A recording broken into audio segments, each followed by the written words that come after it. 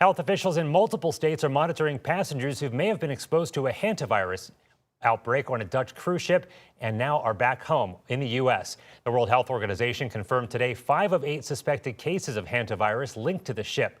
3 people have died. Doctors say the risk to the public remains low, but officials are trying to contain the outbreak. Bradley Blackburn is tracking the latest.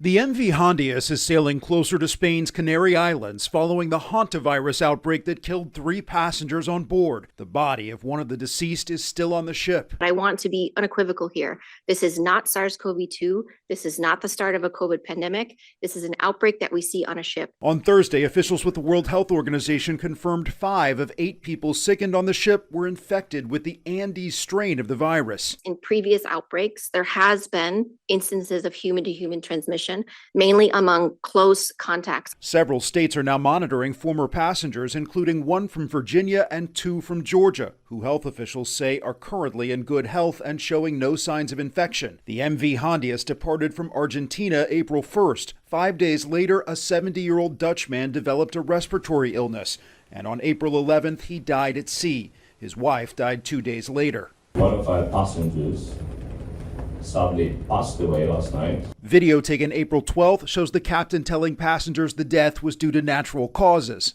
Since we were not informed of any contagious disease, everyone was relaxed. Nearly 150 people are now quarantined on board. Doctors say isolation can help prevent respiratory spread, but this is an unusual case. Is this virus something cruise passengers in general should be concerned about? There's no reason for the general passenger on a typical cruise to be worried at all about hantavirus. This is a really unique one-off occurrence. The World Health Organization is investigating whether the first passengers who died on the ship may have contracted the virus in Argentina while bird watching near a landfill. Bradley Blackburn, CBS News, New York.